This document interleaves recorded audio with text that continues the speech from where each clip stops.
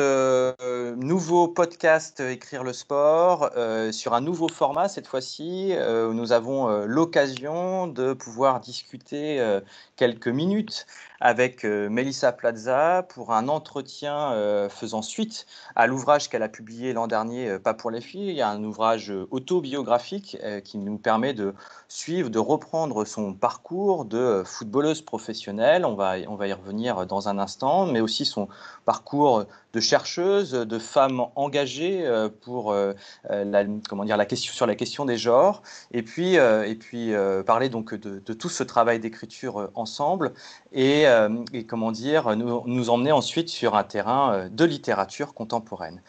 Bonjour Mélissa, merci d'avoir accepté l'invitation d'Écrire le sport pour ce premier interview, pour ce premier entretien.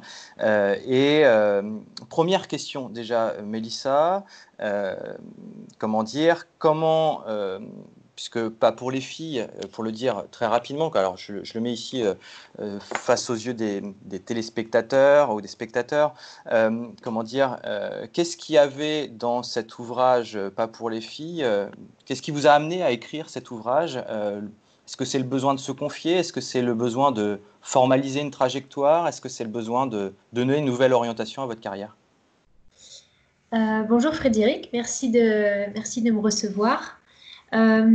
C'était un petit peu tout ça en fait. Il y avait à la fois un besoin thérapeutique de revenir sur un début de vie difficile. Il y avait aussi l'objectif, bien entendu, de délivrer une trajectoire qui peut, à certains égards, être positive, même quand tous les facteurs initiaux n'étaient pas forcément réunis. Donc c'était aussi de passer des messages pour dire que c'était possible, qu'on pouvait se sortir du déterminisme social. Néanmoins, ça demande beaucoup d'énergie et ça demande aussi à avoir des gens sur le trajet qui nous tendent la main. Donc, je parle des mains tendues à la fin de mon livre parce que c'est vraiment un paramètre très important pour pouvoir se sortir de là.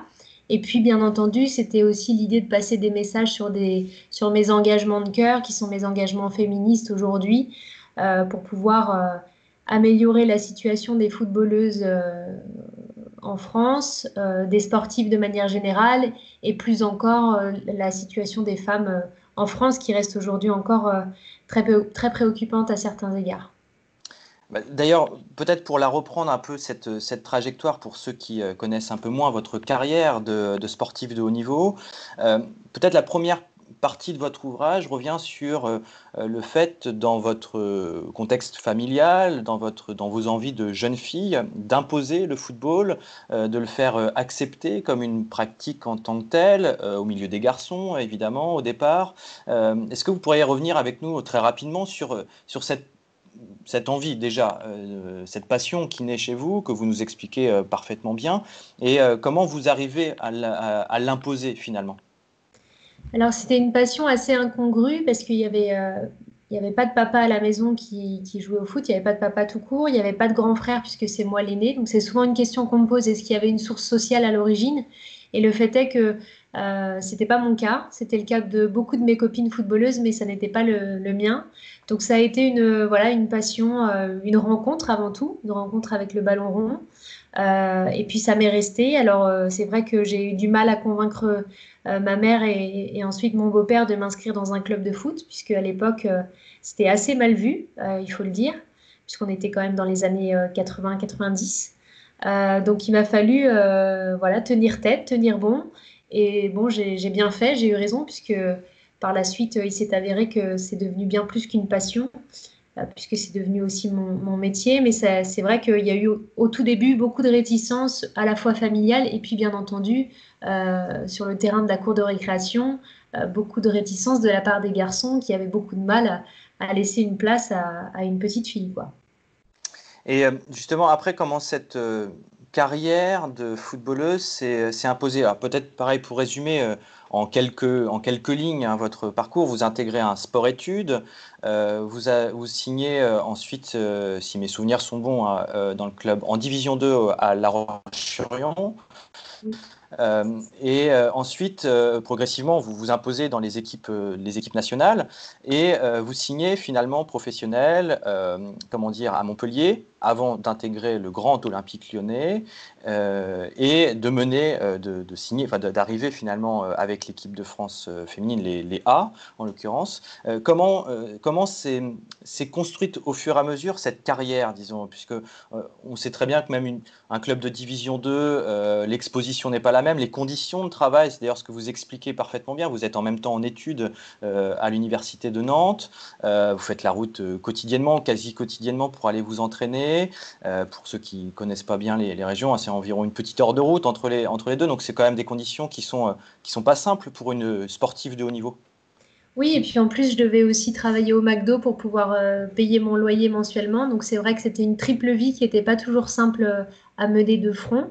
Donc c'est vrai que les débuts ont été un peu tumultueux parce qu'il fallait effectivement énormément s'investir dans le contexte sportif pour être performante et pour avoir la chance d'être repérée. Moi, j'ai connu deux gros échecs à Clairefontaine puisque j'ai pas été reçue, ce qui m'a un temps fermé les portes de l'équipe de France jeune.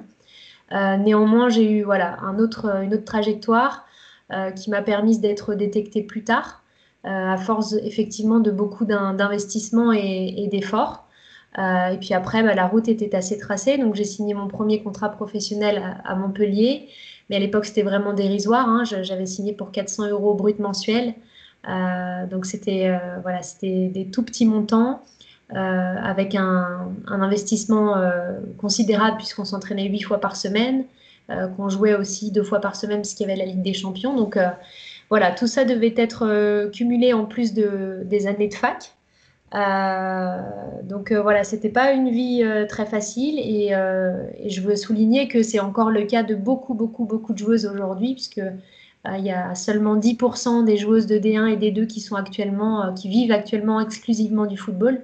Toutes les autres femmes, toutes les autres footballeuses ne sont pas payées ou à peine défrayées. Donc c'est important de le dire parce que tant qu'on n'aura pas professionnalisé l'ensemble des championnats, on aura forcément des championnats non concurrentiels et forcément moins attractifs pour le grand public.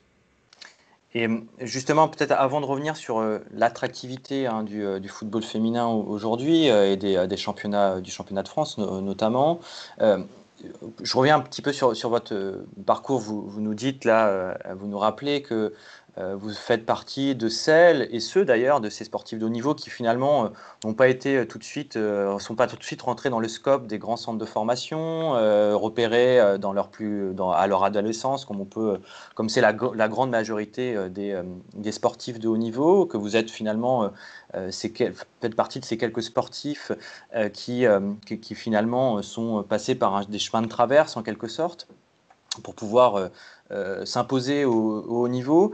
Et ça me donne l'impression que vous avez aussi tout au long de votre carrière toujours construit une voie parallèle en quelque sorte, peut-être pareil pour ceux qui n'ont pas lu votre ouvrage, hein, vous avez, vous le disiez, vous le laissiez entendre, hein, vous avez continué à mener de front votre carrière de footballeuse, mais aussi des études, très longues études, hein, qui vous ont mené jusqu'à un doctorat en psychologie du sport. Et qu'est-ce que ça a pu forger chez vous en tant que sportive de haut niveau d'une part, et puis peut-être plus largement en tant que femme, en tant qu'entrepreneuse aujourd'hui, et ce que ça a pu apporter peut-être comme originalité, et peut-être aussi avec la difficulté d'imposer cette originalité-là, une nouvelle originalité à imposer, et comment elle vous a permis aussi finalement de mener une carrière. Je dois dire que ça a été plutôt un révélateur de mon atypicité, parce que c'est quelque chose qui n'est pas nouveau, mais dont j'ai pris conscience beaucoup plus tard. Ça m'a permis aussi de réaliser ma capacité de résilience, parce que c'est vrai que avant de rentrer en équipe de France, il y a eu ce long chemin dans lequel j'ai souvent perdu espoir. Et puis finalement, cette première cape en équipe de France, elle arrive au moment où je m'y attends plus du tout. Donc c'était aussi un joli signe de la vie. Donc voilà, la capacité de résilience évidemment. Et puis forcément sur le chemin du double parcours, en tout cas du double parcours d'excellence, à la fois académique et sportif, il a fallu aussi que je comprenne que j'étais atypique parce qu'à l'époque, très peu de joueuses poussaient les études jusque-là, avec un tel investissement des deux côtés, et c'était parfois difficilement entendable pour celles qui jouaient avec moi, pour les coachs qui m'encadraient, et puis difficilement entendable aussi du côté universitaire, de pouvoir s'investir autant, s'adonner autant à un sport. Donc il a fallu faire preuve de beaucoup d'abnégation. Et puis j'ai réalisé par la suite que finalement ça me ressemblait en fait. Aujourd'hui encore, j'ai monté une activité complètement hybride qui me ressemble et qui me permet de faire ce que j'ai envie de faire, de me sentir socialement impactante. Donc c'est vrai que c'est quelque chose qu'aujourd'hui je cultive avec beaucoup de joie, mais qui à l'époque a pu me poser pas mal de questions et de problèmes, notamment d'intégration. Donc voilà, ça a été un long chemin de conscientisation de ça et de réaliser que finalement cette atypicité, bah, c'était une force et ça faisait partie pleinement de moi et qu'il fallait que j'exploite à fond. Et justement, puisque vous laissez aussi entendre, là vous venez d'en parler, hein, la difficulté de faire accepter ce caractère original ou atypique, comme vous dites, dans les parcours. C'est à la fois assez méconnu, ça paraît finalement assez méconnu des deux domaines, à la fois du domaine universitaire, surtout dans les études qui vont très loin, d'avoir des sportifs de haut ou de très haut niveau, et en même temps dans les structures de sport de haut niveau, d'avoir des femmes ou des hommes qui mènent de longues et très longues études. Moi, j'aurais une question peut-être un peu plus centrée sur notre activité à écrire le sport, savoir ce que le travail d'écriture et le travail intellectuel, plus largement, vous a aidé dans votre carrière de sportive.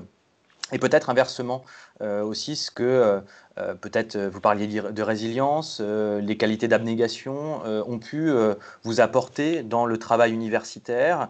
On sait que un travail de thèse notamment est un long chemin de croix pour certains, un long marathon pour d'autres en l'occurrence. Justement, qu'est-ce que ça a permis mutuellement finalement d'apporter dans votre carrière? Bah, c'était d'abord un équilibre pour moi parce qu'il y avait c'est inenvisageable pour moi de mener uniquement la carrière sportive ou uniquement la carrière universitaire. Donc c'était vraiment mes deux piliers pour être stable et pour être épanouie. Ça m'a aussi beaucoup coûté, mais en tout cas, c'était vraiment important pour moi. Je pense que les deux m'ont apporté à la fois le côté universitaire, le fait de rencontrer d'autres gens d'un autre milieu, d'un autre peut-être niveau social et intellectuel. Bah, ça m'a permis aussi de m'ouvrir beaucoup. Et je dois dire que le fait d'avoir connu à la fois le vestiaire et à la fois les hautes sphères intellectuelles, ça me permet aujourd'hui d'être assez caméléon et de pouvoir m'adapter assez bien aux personnes que je rencontre. Donc c'est important en fait. Et puis après, j'allais dire effectivement, la partie sportive de haut niveau m'a permis bah, d'être force d'abnégation et de persévérance pour la thèse notamment, parce que c'est un travail difficile, c'est un travail acharné où il faut tenir la distance, où il faut aussi garder de l'optimisme quand parfois c'est difficile, hein, quand le manuscrit revient criblé de rouge et qu'on a l'impression d'avoir rien compris et que ça n'avance pas et que ça ne se termine pas, eh bien, effectivement, je dois dire que toutes les qualités dont j'avais besoin en tant que footballeuse m'ont été précieuses dans ce travail-là aussi. Donc voilà, les deux se sont mutuellement apportés, se sont mutuellement nourris, et c'est aussi pour ça que ça faisait partie de mon équilibre.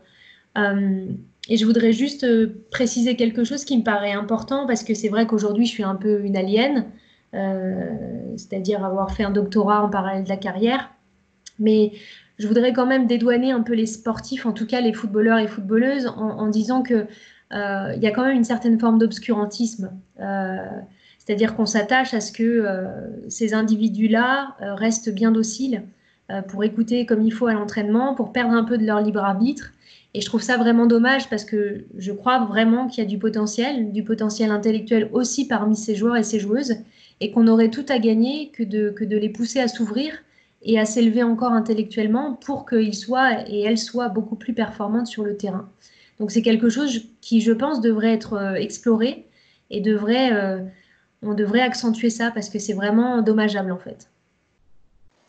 Alors là, c'est un appel qu'on ne peut que soutenir, évidemment, à Écrire le sport. Évidemment, je pense que ça fait partie aussi aujourd'hui des missions que vous portez ou des discours que vous portez dans la société civile, dans la société plus largement.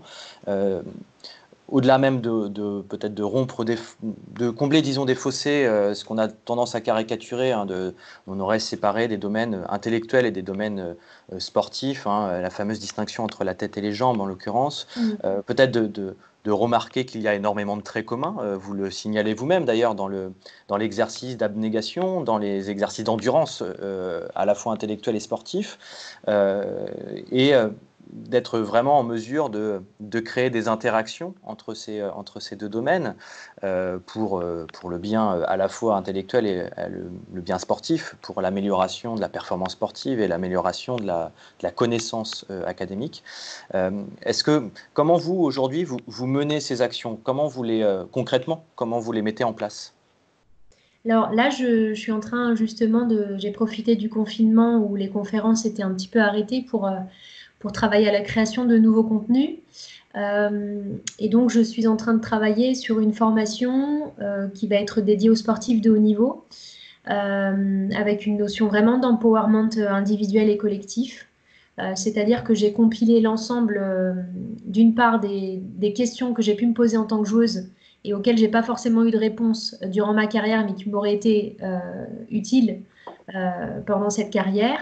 Et puis d'autre part, j'ai compilé l'ensemble des connaissances, enfin de l'agrégat de connaissances que j'ai acquises depuis quelques années maintenant, des outils que j'utilise aussi en préparation mentale pour dresser une formation qui me semble absolument indispensable pour les sportifs de haut niveau. Donc l'idée, c'est vraiment de les amener à être autonomes dans leur pratique, à avoir un libre arbitre, à être critique aussi vis-à-vis de ce qu'elles peuvent recevoir, ce qu'on peut leur demander parfois et qui n'est pas juste pour elles. Donc c'est vraiment cette idée-là. Je dois avouer que effectivement, je suis beaucoup plus centrée sur les femmes en ce moment, puisque voilà, effectivement, c'est ma préoccupation actuelle. Ça ne veut pas dire que je ne vais pas m'intéresser aussi aux hommes sportifs de haut niveau, mais en tout cas, pour l'instant, mon cœur est aux femmes et j'ai très envie voilà, de pouvoir répondre aux problématiques qui étaient les miennes pendant ma carrière avec les outils qui sont les miens actuellement. Mais justement, avant de revenir sur ce problème peut-être plus spécifique du sport féminin, c'est vrai qu'on a à la lecture de votre ouvrage, on trouve des sujets qui déplacent évidemment le contexte du sport féminin pour être celui de la question critique du sportif de haut niveau. Je pense par exemple à votre fin de carrière, quand vous êtes à l'En Avant Guingamp, cette polémique, ou en tout cas ce débat que vous avez avec les médecins autour de votre blessure et sur le protocole de soins qu'on souhaite vous imposer et que vous ne voulez pas suivre, ou en tout cas vous voulez vous imposer un autre protocole de soins, avec cette question en effet du libre arbitre, qu'est-ce que je fais de mon corps? Moi, en lisant ça, je me suis souvenu par exemple de ce qu'un joueur professionnel comme Anthony Reveillère par exemple avait pu recroiser à son époque pour le soin de ses ligaments croisés, où il n'avait pas voulu suivre le protocole qui était imposé par l'Olympique Lyonnais. Et finalement, il y avait cette question aussi du pouvoir de l'autorité du corps, ce qu'on est en droit d'imposer aux sportifs qui sont certes sous contrat avec des structures professionnelles, mais aussi d'une vraie liberté dans l'action professionnelle. Et en l'occurrence, ce sont des sujets qui sont des sujets de tout sportif de haut niveau, toute question de genre mise de côté. En tout cas, c'est l'impression que j'en avais. Oui, tout à fait. En fait, l'idée, c'était aussi effectivement, de montrer que parfois le sport était très cruel. La fin de carrière l'est forcément, parce qu'aujourd'hui, les mesures d'accompagnement restent très faibles, qu'on est le centre de l'attention pendant 20 ans de carrière et que tout à coup, tout s'arrête. Donc, c'est vrai que c'est une étape très difficile à gérer, surtout si on n'a pas prévu l'après, surtout si on s'est consacré à 100% à la carrière sportive, ce qui est souvent le cas. Donc, c'était important pour moi de le dire, de le souligner, pour qu'on puisse effectivement mieux accompagner les personnes qui arrêtent leur carrière. Et puis, je voulais aussi souligner le fait que finalement, dans cette culture de la douleur, en fait, on amenait les gens à ne plus être capables d'écouter leur corps, d'écouter ce qui se passe en eux, parce que finalement, ils et elles sont les meilleurs juges pour savoir si oui ou non elles sont aptes à jouer. Et ça, c'est quelque chose qu'on occulte totalement, parce qu'on estime que les joueurs et les joueuses doivent être des machines, tout le temps, tous les jours. Et on en oublie que finalement, ça reste des êtres humains et que bah, ces êtres humains, quelques 30 années plus tard, sont brisés, brisés psychologiquement, mais aussi brisés physiquement. Parce que aujourd'hui, bah, moi je peux le dire, c'est vrai que mon genou droit me fait terriblement souffrir, que la prothèse de genou est inexorable, donc je repousse juste l'échéance de cette prothèse-là. Mais c'est vrai qu'on n'est pas informé de ça quand on est joueuse. On n'est pas informé de ça quand on est joueuse. Et être en capacité d'avoir son propre libre arbitre, c'est être consciente de ses droits, bien sûr de ses devoirs, mais ça, généralement, on en a conscience. Et puis de savoir aussi dire non, y compris quand on a la pression du club, du président, du coach. Être en capacité de pouvoir dire non. Et ça change vraiment les choses, en fait. Ce que vous me dites là me donne l'impression et certainement encore plus pour le football féminin ou pour le sport de haut niveau féminin, d'un besoin, disons, de professionnalisation. C'est-à-dire on rétribue les sportifs, les joueurs et les joueuses, des fois à un niveau très élevé. D'ailleurs, c'est souvent un sujet de société assez marquant, ou en tout cas un sujet qui vient cristalliser l'attention de la société, et qu'en même temps, il y a beaucoup d'angles morts dans cette professionnalisation sur la reconnaissance, la capacité à, comme on pourrait en entreprise finalement, se placer contre son encadrement, contre un management trop dur, contre ce qui pourrait relever du harcèlement, contre des conditions de travail, tout simplement. Et on sait quelles sont les conditions de travail pour les sportifs de haut niveau. Elles sont uniquement tourné face à la performance, entre guillemets, et pas uniquement pour l'accompagnement, la formation, etc., etc. Est-ce que c'est le travail que vous menez aujourd'hui va dans ce sens-là, de reconnaissance, finalement, de tous les sujets professionnels que les professionnels doivent se poser, finalement? Oui, l'idée, c'est vraiment de les amener à être beaucoup plus conscientes de leurs droits, de leur pouvoir quand elles vont chercher les choses ensemble. Je parle évidemment des sportifs, donc c'est vraiment ça mon objectif. Et juste, moi, je me souviens que quand ça m'est arrivé à Guingamp, j'étais vraiment démunie au départ. Et je me suis souvenu qu'il y avait des gens qui venaient nous parler en début de saison, et en fait, c'était le syndicat du NFP. J'avais même pas conscience de quel était leur rôle, à quoi ils nous servaient. Enfin, et donc, franchement, ils m'ont sauvé, vraiment, ils m'ont sauvé la mise. Mais ce qui se passe aujourd'hui, c'est que la plupart des footballeuses, je prends juste l'exemple du football parce que c'est celui que je connais le mieux, eh bien, presque aucune joueuse n'est syndiquée. Presque aucune joueuse ne sait à quoi sert le syndicat, ne connaît ses droits, ne sait. Enfin, je veux dire, parmi la plupart des joueuses, il y a rien sur la maternité dans leur contrat. Enfin, c'est quelque chose qui. Voilà, on ne connaît pas nos droits, simplement. Et quand on ne connaît pas ses droits, eh ben, on n'est pas en mesure d'aller revendiquer ce qui nous revient de droit, en fait. Donc c'est vraiment quelque chose d'important et forcément ça fera partie des choses que je vais délivrer en formation, c'est-à-dire les amener à être en capacité d'agir sur, d'agir avec, parce que je me souviens du manque de sororité que je pouvais ressentir en étant joueuse. Et je les blâme pas du tout, hein, c'est pas ça l'objectif, puisqu'elles sont avant tout victimes d'un système et que c'est une manière de se défendre de ce système. Mais l'idée, c'est qu'elles puissent prendre conscience de leurs forces ensemble et qu'elles ont aussi les ressources en elles pour aller chercher des choses qui leur reviennent de droit. Donc c'est vraiment ça mon objectif au travers de cette formation, c'est voilà, de les amener à être autonomes, mais autonomes au sens le plus pur du terme, quoi. Je reviens maintenant sur une question que vous avez, enfin un sujet que vous avez commencé à aborder sur l'évolution du football féminin. On avait eu la chance de se rencontrer une première fois à Caen il y a un Oui. an dans le cadre de la Coupe du Monde féminine.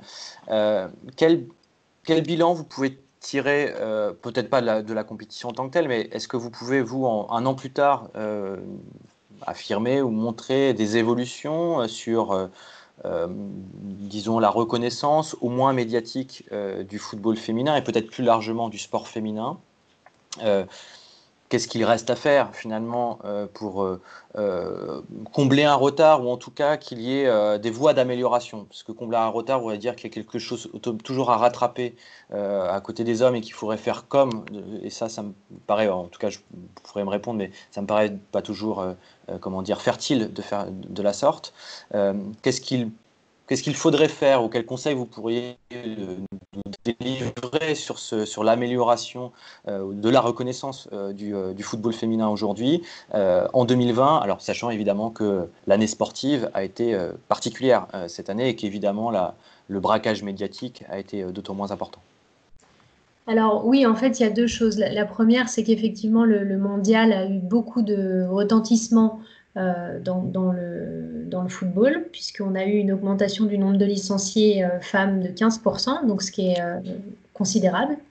On a eu une augmentation du nombre d'arbitres, d'entraîneuses aussi de 20%. Donc là aussi, c'est très important. Donc on s'aperçoit bien que lorsque l'on donne à voir des femmes qui pratiquent le football, des femmes qui entraînent, des femmes qui sont arbitres, eh bien ça suscite des vocations, c'est bien normal. Donc ça, c'était un point très positif. Un petit bémol quand même, bien entendu, sur le fait que ça n'a pas changé fondamentalement la donne, puisque les clubs ne deviennent pas professionnels du jour au lendemain. Certains sont encore malheureusement voilà, dans une vision assez archaïque du football, puisque aujourd'hui encore, il y a sans citer de clubs, mais il y a des clubs de Ligue 1 qui n'ont pas leur section femmes, donc c'est quand même dommageable. Et puis l'autre point qui est aussi un bémol, c'est qu'au sortir de cette crise, on s'aperçoit que, encore une fois, eh bien, ce sont les femmes qui vont payer un lourd tribut de cette crise sanitaire, et notamment les sportives. Donc ça, c'est quelque chose qui traduit bien, en fait, finalement, la misogynie qui règne toujours. Donc il y a un vrai travail de fond à faire, et c'est ce que je m'efforce de faire lorsque je suis en conférence, parce que comme j'interviens en entreprise, l'idée, c'est aussi de les sensibiliser et de leur donner envie, pourquoi pas, d'aller sponsoriser des sportives.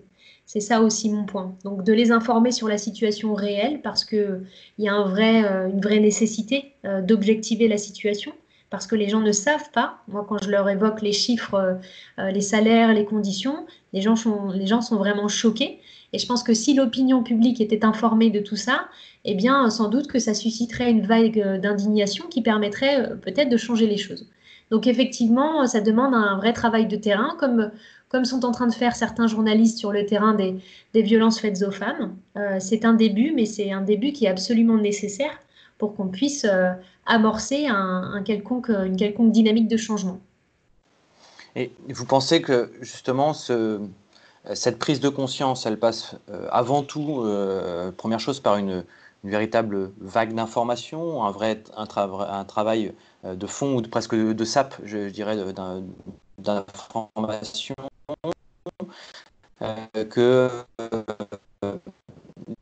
les autres sujets, disons des sujets extra-sportifs, qui disons, agitent la société ces dernières années, il faut faire converger ces sujets-là, enfin le sujet sportif aussi vers ces sujets-là, je pense à vague MeToo, mais plus largement d'autres problématiques de violences faites aux femmes, des sujets qui sont d'ailleurs revenus sur la table pendant la crise sanitaire. Est-ce qu'il faut nécessairement s'orienter faire converger encore une fois vers tous ces sujets-là, ou essayer de spécifier autour du sujet sportif? C'est une bonne question. En fait, je pense que de manière générale, l'important, c'est vraiment d'éduquer toute la société. Parce que se dire qu'il faut éduquer les enfants, la génération suivante, c'est une erreur. C'est une vraie erreur. Il faut éduquer tout le monde dès maintenant. Ce qui demande des moyens colossaux, il faut le dire, puisque intervenir dans les établissements scolaires, intervenir en entreprise, etc., ça demande forcément du budget. Donc ça demande un investissement financier très très important. Mais pour moi, c'est la base en fait.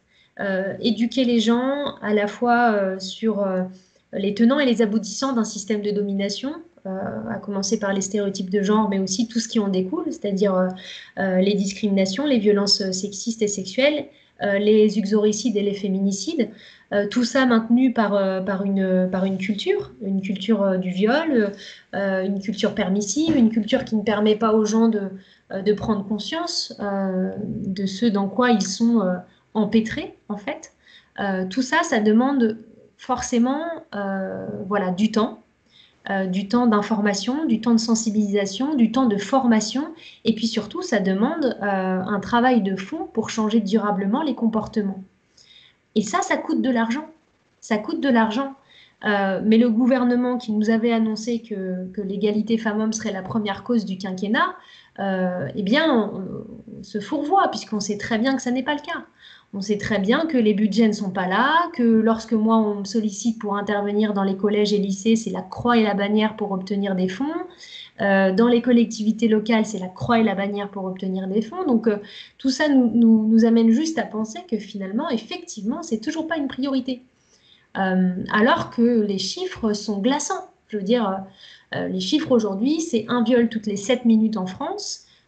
C'est donc une femme sur 10, un peu plus d'une femme sur 10, c'est-à-dire vous prenez 10 femmes autour de vous, il y en a une qui a potentiellement été violée. Donc c'est aussi faire prendre conscience aux gens que si on connaît une femme qui a été violée, on connaît nécessairement un violeur en fait.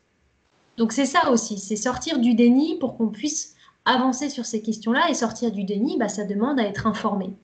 Être informé par des personnes qui sont expertes et qui nécessitent d'être financées pour ça.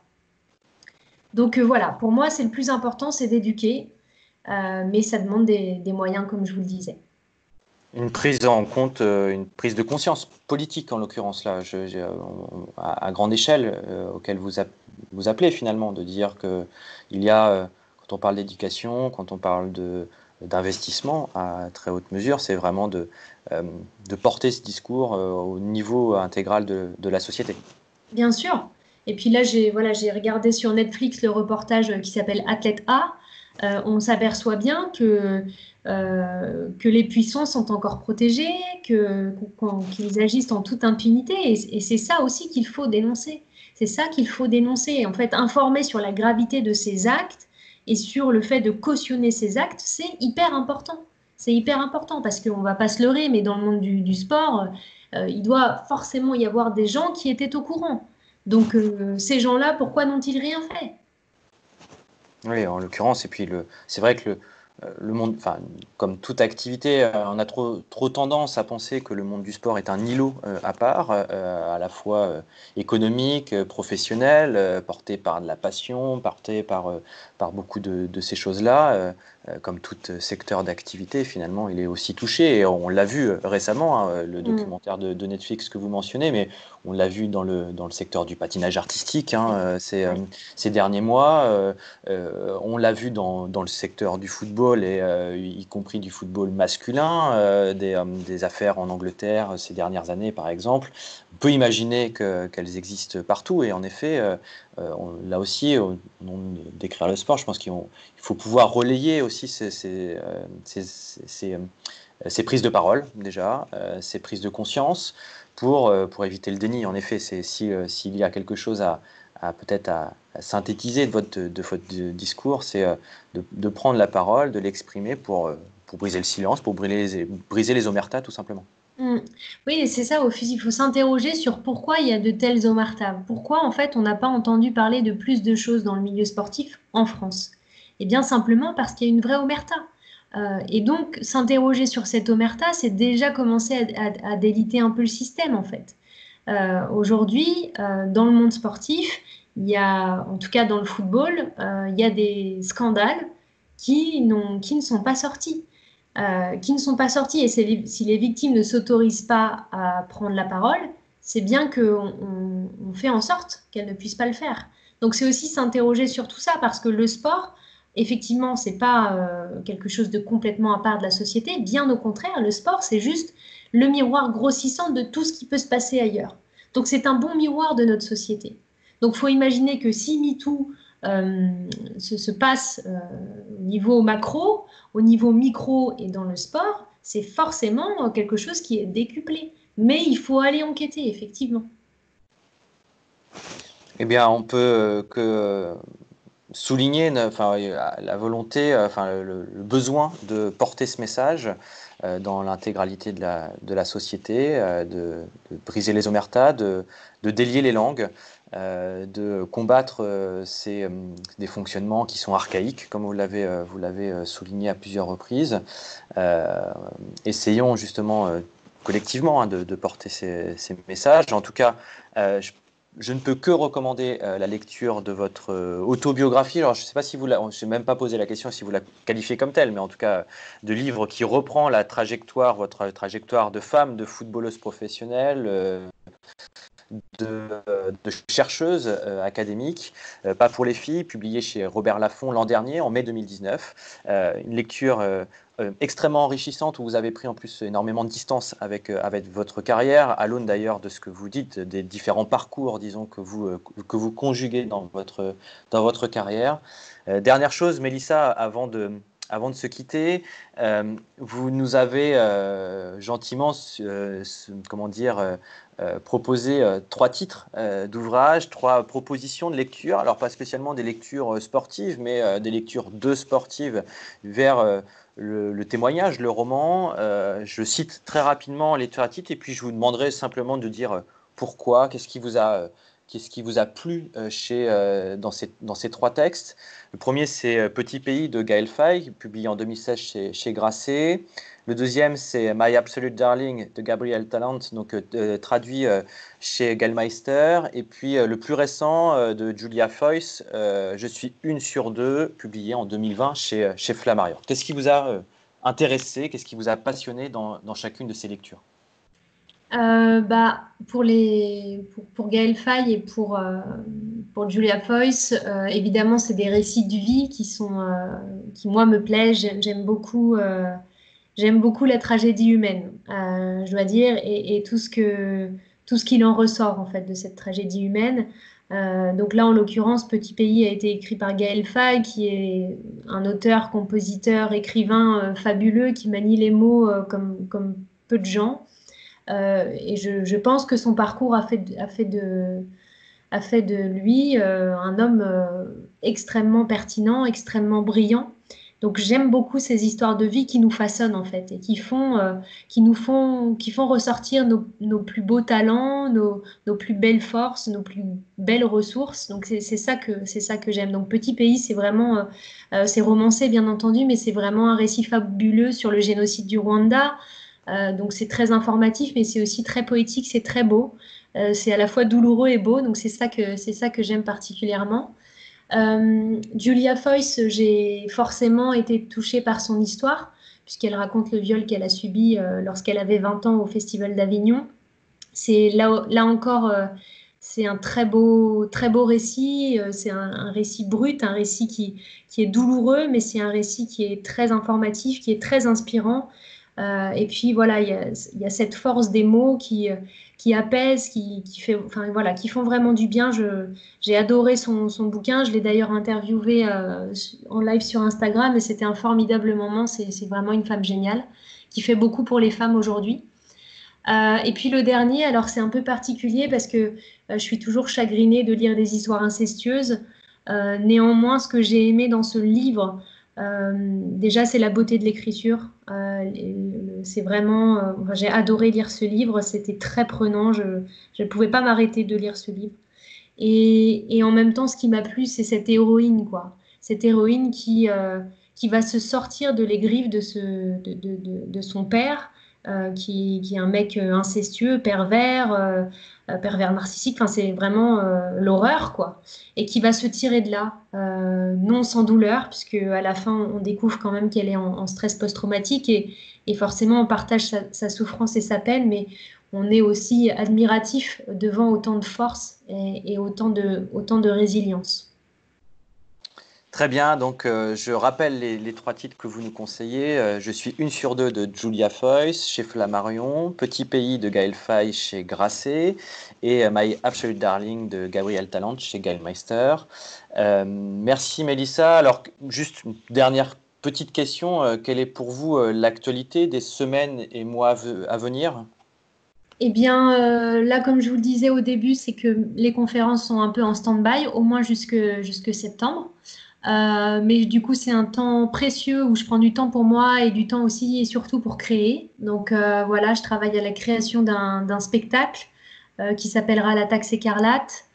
Je travaille à la création voilà, de cette formation pour les sportifs de haut niveau et puis je travaille à l'élaboration d'une nouvelle conférence sur les violences sexistes et sexuelles. Donc voilà, c'est un temps de création qui me plaît, qui m'enthousiasme et qui me permet voilà, de ne pas broyer de noir pendant cette période qui a été délicate pour beaucoup de gens. Moi, j'ai la chance voilà, d'avoir pu profiter pleinement de cette période avec beaucoup de joie. Donc voilà.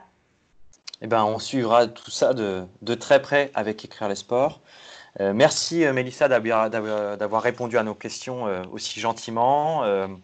Et encore une fois, on ne peut que conseiller la lecture de votre autobiographie, Pas pour les filles, publiée en 2019 chez Robert Laffont. À très Merci bientôt beaucoup. Mélissa et bonne route. Merci, c'était super. À bientôt. À bientôt.